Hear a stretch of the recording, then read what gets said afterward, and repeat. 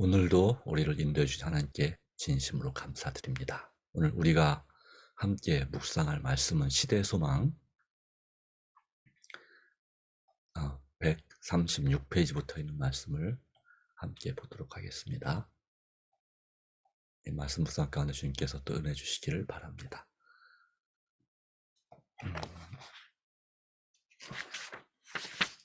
136페이지 요단강에 모였던부터 시작하겠습니다.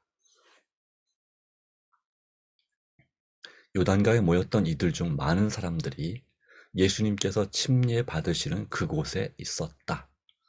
그러나 그때에 주어진 표적은 그들 중 몇 사람에게만 나타났었다.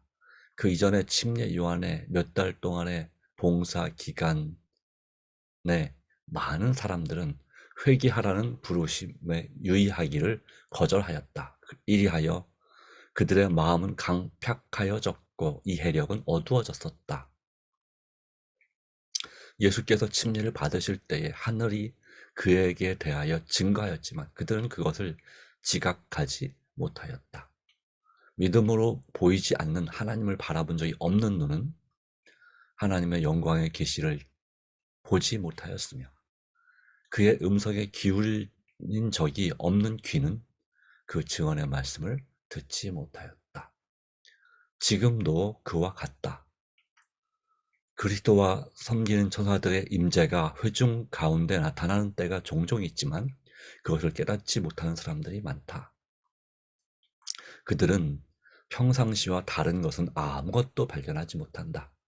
그러나 어떤 이에게는 구주의 임재하심이 드러난다. 화평과 기쁨으로 마음은 활기를 얻는다. 그들은 안위와 용기와 축복을 받는다. 예루살렘에서 파송된 대표자들은 요한에게 어찌하여 침례를 주느냐고 물은 후에 그의 답변을 기다리고 있었다. 무리를 훑어보던 요한의 눈이 밝게 빛나고 그 얼굴은 환해졌으며 그의 전신은 깊은 감동에 휩싸였다. 양손을 뻗치면서 그는 나는 물로 침례를 주거니와 너희 가운데서 너희가 알지 못하는 한 사람이 섰으니 곧 내 뒤에 오시는 그이라. 나는 그의 신들매 풀기도 감당치 못하겠노라. 고 외쳤다.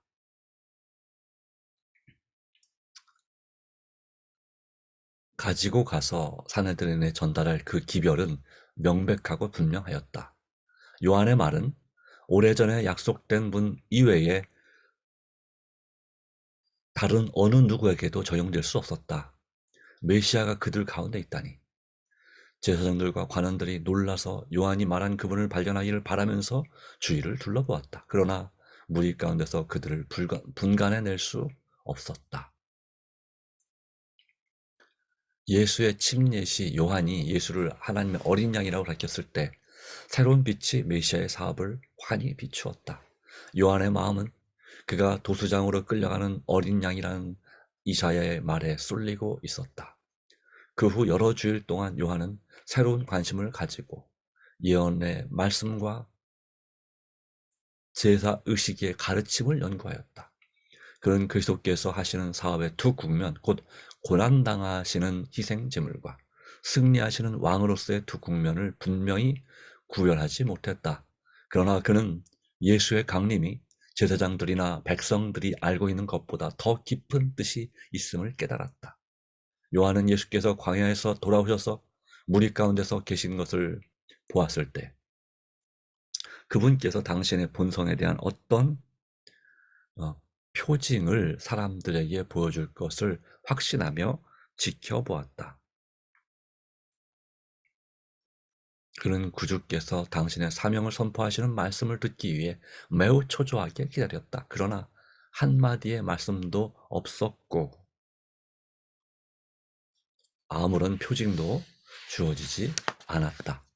예수께서는 당신에 대한 침례 요한의 선포에 응답하지 않으시고 요한의 제자들과 사귀시면서 당신의 특별한 사업에 대한 외적 증거를 주시지 않으셨고 남의 이목을 끌만 어떤 조치도 취하지 않으셨다.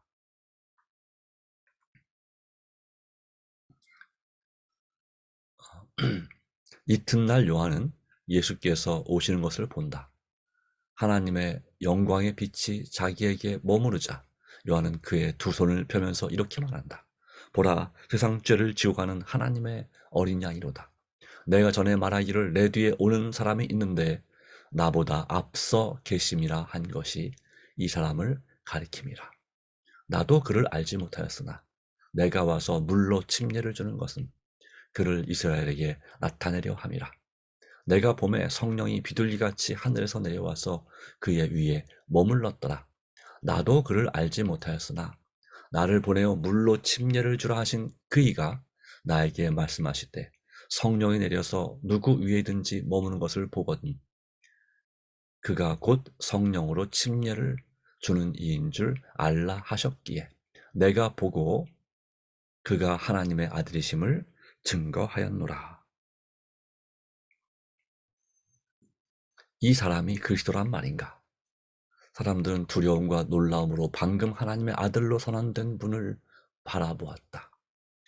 그들은 요한의 말에 깊은 감동을 받았다. 그는 하나님의 이름으로 그들에게 말했다. 그들은 날마다 자신들의 죄를 책망하는 요한의 말씀에 귀를 기울이는 중에 날이 갈수록 그가 하늘로부터 보냄을 받은 자라는 확신이 더욱 굳어졌다. 그러나 침례 요한보다 더 크신 이분은 누구란 말인가? 그의 의복이나 태도에서 높은 지위를 나타내는 것은 조금도 없었다. 그는 그들처럼 가난한 사람들이 입는 검소한 옷을 입은 신분이 낮은 인물인 것처럼 보였다. 무리 중에 그리스도께서 침례를 받으실 때에 하늘의 영광을 바라보고 하나님의 음성을 들었던 자들이 덜어 있었다. 그러나 그때 이후로 구주의 용모는 크게 변화했다. 그리스도께서 침례를 받으실 때에 그들은 그의 용모가 하늘의 빛으로 변화된 것을 보았다. 그러나 지금의 그는 창백하고 쇠약하고 여유어서 선지자 요한밖에는 아무도 그를 알아보지 못하였다. 한 문장 더 보겠습니다. 그러나 예수를 바라본 사람들은 그의 얼굴에 하늘의 동정과 뚜렷한 능력이 어우러져 있는 것을 보았다. 모든 눈길마다 얼굴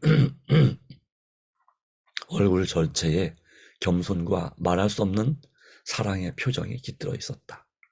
그는 영적 감화의 분위기에 둘러싸여 있는 듯이 보였다.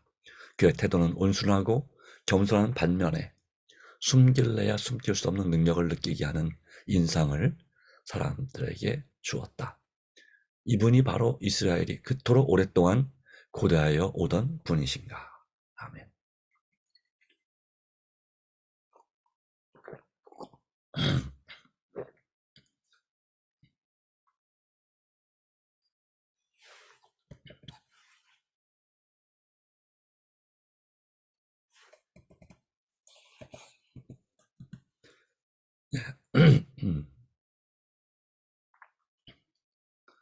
네, 오늘은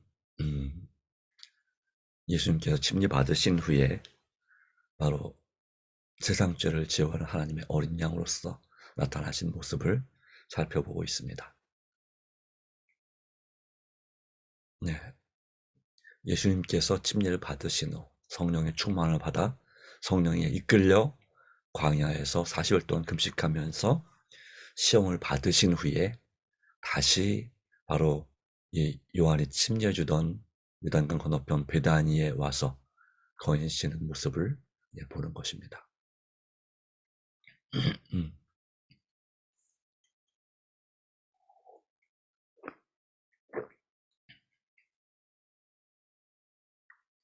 자, 그런데 여기 말씀처럼 그때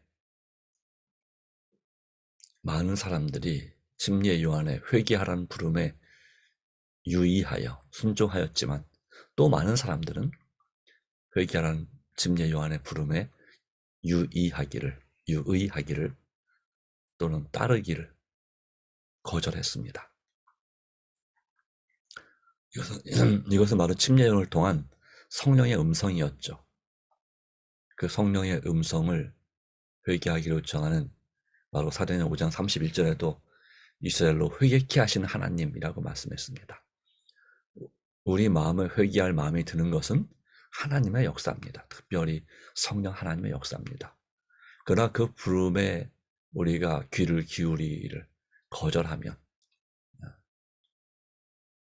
우리 마음은 강팍하여집니다. 강팍, 굳어진다는 얘기죠. 또 교만해지고 저항하게 됩니다. 거만하게 되죠. 바로 누구처럼요? 이 말을 출애굽기에서 바로 애굽의 왕인 바로에 대하여 쓸 때에 이 말을 쓰죠. 하나님께서 그 바로의 마음을 강팍하게 하셨다. 강팍하게.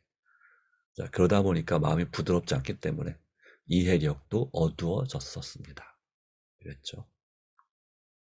그러기에 예수님께서 침례를 받으실 때 하늘이 증거를 보였죠.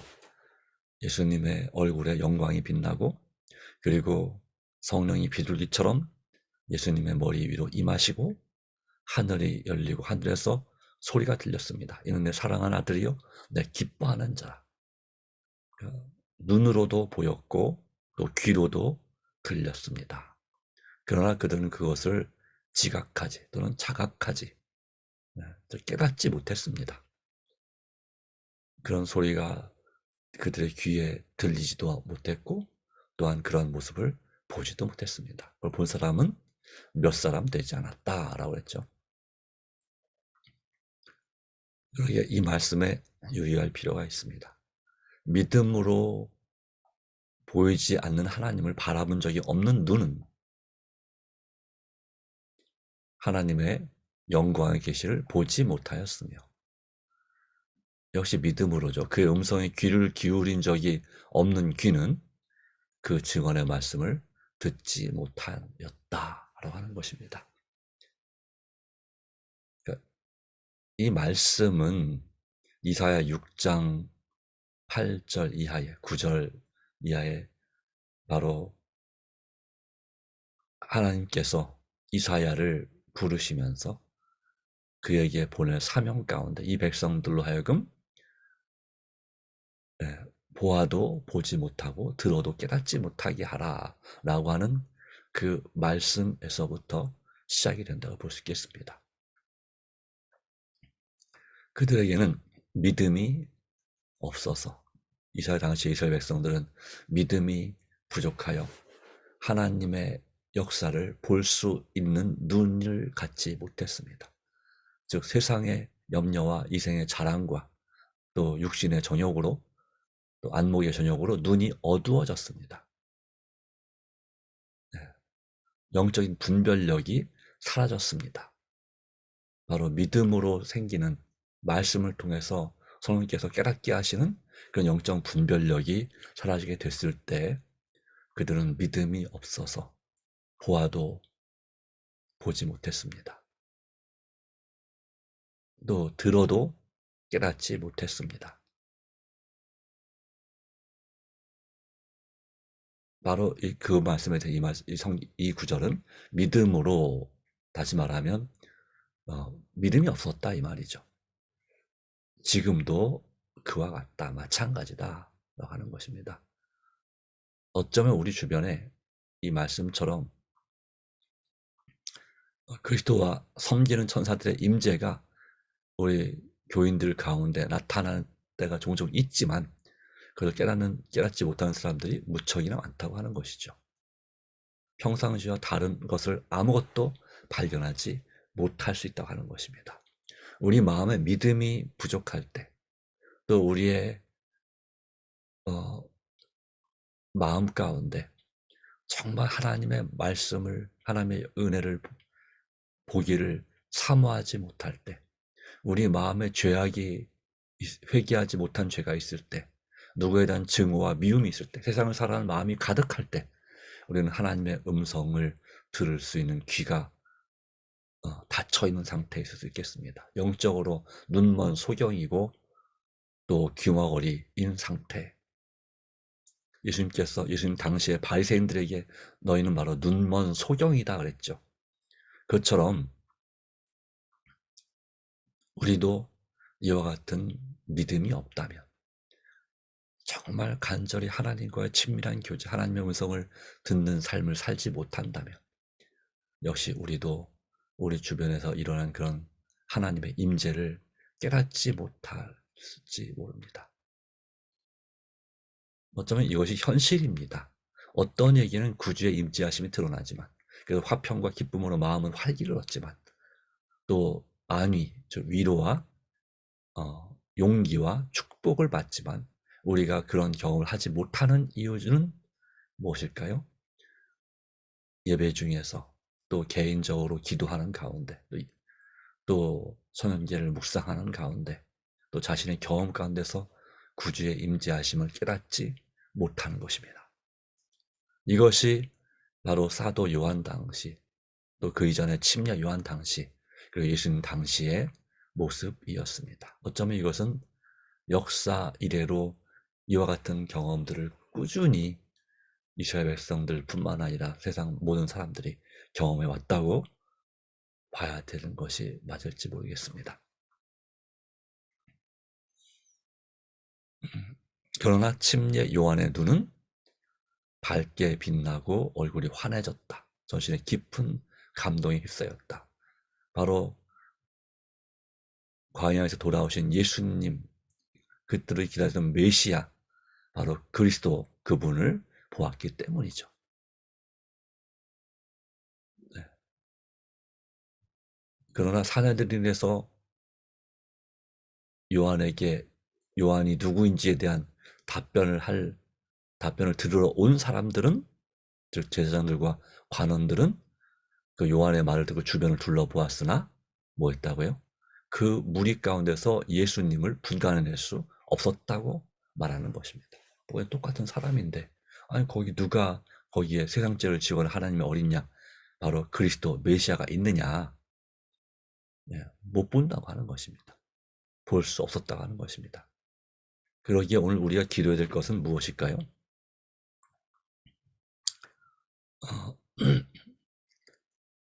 정말 이 요한처럼 새로운 관심을 가지고 예언의 말씀과 이와 같은 제사의식 등 이 율법에 관련된 진리의 가르침을 깊이 연구하는 그런 습관이, 또 마음이 우리에게 필요하다고 봅니다. 물론 요한도 그 당시에 이스라엘 백성들처럼 그리스도께서 하시는 사업의 두 국면, 즉 초림하심으로 고난당하시는 희생 제물로서 예수 그리스도, 그리고 부활하신 사망을 이기신 승리하신 왕으로서의, 더 나아가서 재림하시는 왕으로서의 그리스도의 두 국면을, 두 모습을 분명히 구별하지 못했습니다. 네. 그것에 대해서 한계가 있었다고 하는 것입니다. 그러나 그는 예수의 강림이, 초림이 일반 제사장들이나 백성들이 알고 있는 것보다 더 깊은 뜻이 있음을 깨달았다. 이것이 바로 요한의 경험입니다. 우리는 이 깊은 뜻, 바로 더 깊은 뜻을 이 당시 사람들에 비해서 훨씬 더 많이 성경에 기록된 진리를 통해서 깨닫고 있습니다. 참 감사한 일이죠. 요한은 바로 이것을 보기를 간절히 소망했으나 바로 진정으로 보지 못했습니다. 그렇기 때문에 예수님께서 천국에서는 지극히 작은 자라도 요한보다 크다라고 말씀하신 이유가 바로 이것입니다. 네. 예수께서 공생애를 시작하시고 십자가에 달려 돌아가시고 부활하시고 그 다음에 승천하신, 바로 그 후에 등장한 이 초대교회의 성도들은 그 이전에, 예수님이 십자가 이전에 순교했던 이 침례 요한보다 훨씬 더 많은 진리를 깨닫게 된 것이죠. 바로 예수께서 우리의 진정한 구주시고, 그것도 유대인만의 구주가 아니라 온 인류의 구주라는 사실을 깨닫게 된 것이죠.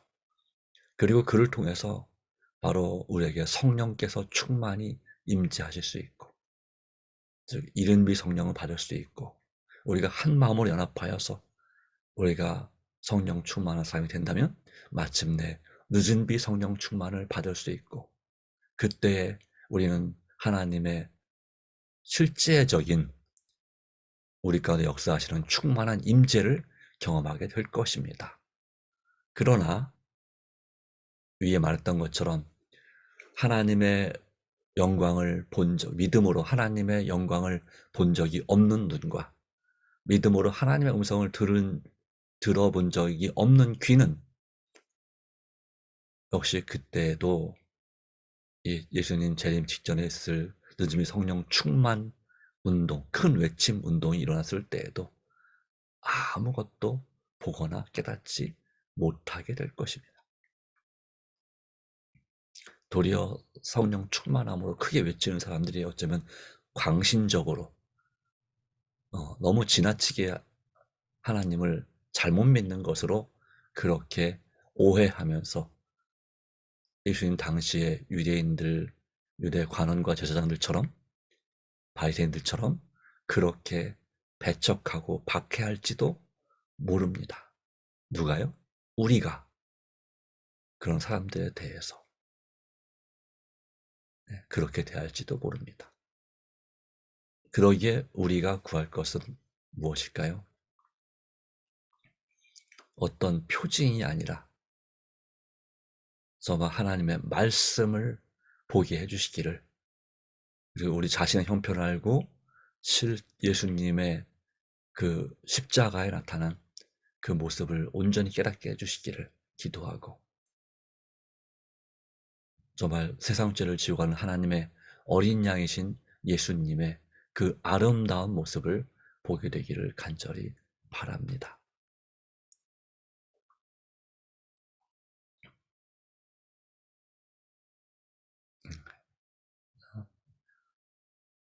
그런데 여기도 나오지만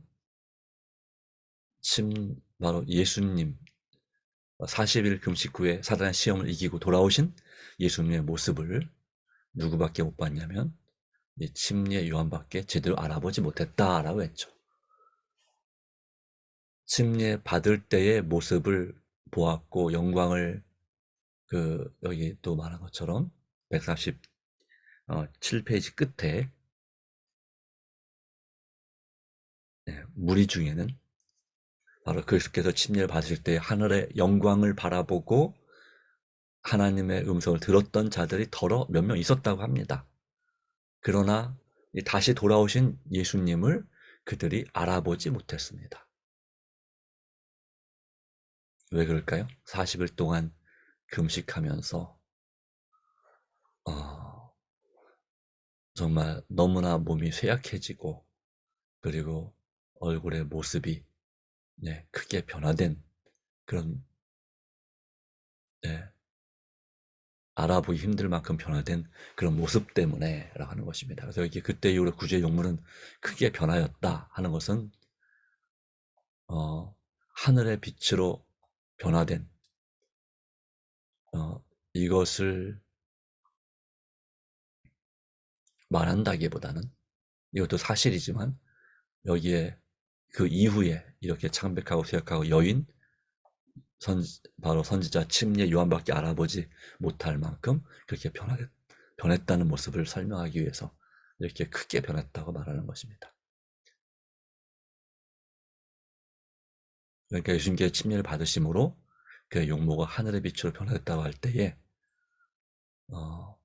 이 변화산에서 그 세 명의 제자에게 나타났던 그런 모습을 의미하는 건 아닙니다. 네. 다만 그 다음 말씀에 보는 것처럼 이것은 사실이라고 하는 것이죠. 하늘의 동정과 뚜렷한 능력이 어우러져 있는 걸 보았다. 이건 사실이죠.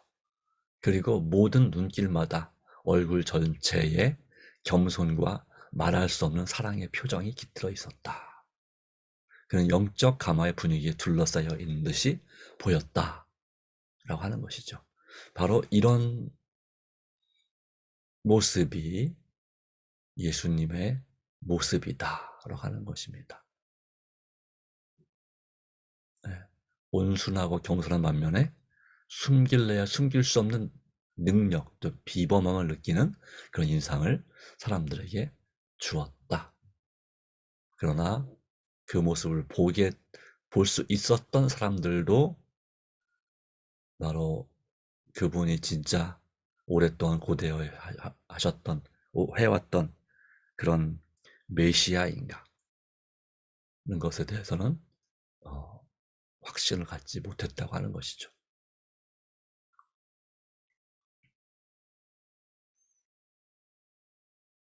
예, 우리에게서도 이러한 모습이 나타나게 되길 바랍니다.